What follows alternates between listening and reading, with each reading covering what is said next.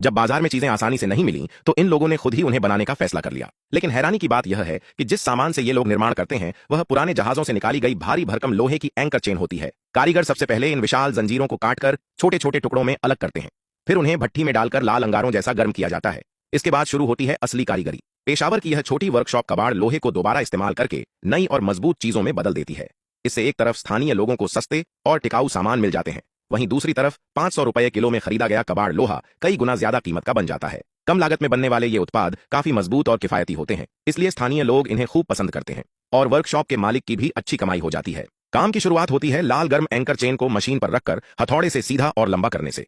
इसके बाद उस लोहे को अलग अलग आकार के गोल सांचों में डालकर लगातार पीटा जाता है। भारी एयर हैमर की लगातार चोटों के बाद वह मोटी चेन धीरे धीरे एक लंबी लोहे की छड़ का रूप ले लेती है। अब तक शायद आप समझ गए होंगे कि आखिर ये लोग क्या बना रहे हैं। इसके बाद इस लंबी छड़ को फिर से भट्ठी में गर्म किया जाता है।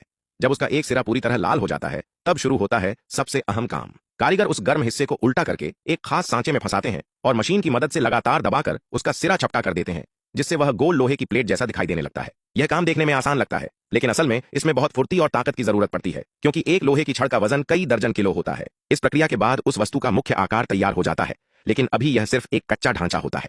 असली तैयार माल बनने के लिए इसे कई और प्रक्रियाओं से गुजरना पड़ता है। सबसे पहले इसकी सतह को मशीन से घिसकर चिकना और बराबर किया जाता है ताकि उसका आकार बिल्कुल सही बने। पहले के भारी मेहनत वाले काम की तुलना में यह काम थोड़ा आसान होता है। यहाँ कारीगर को सिर्फ लेथ मशीन की मदद से सटीक माप और डिजाइन तैयार करनी होती है। इसके बाद पिछले हिस्से में दांतेदार ग्रूव बनाए जाते हैं ताकि पार्ट मजबूत तरीके से फिट हो सके। अब आखिरी और सबसे जरूरी प्रक्रिया बचती है गर्म करके टेम्परिंग करना। इससे धातु की मजबूती कई गुना बढ़ जाती है और वह लंबे समय तक टिकाऊ बनी रहती है। आखिरकार सारी प्रक्रिया पूरी होने के बाद पुराने जहाज की जंग लगी एंकर चेन एक मजबूत ट्रक एक्सल शाफ्ट में बदल जाती है। सच में इन कारीगरों की शानदार मेहनत और अद्भुत सोच काबिले तारीफ है।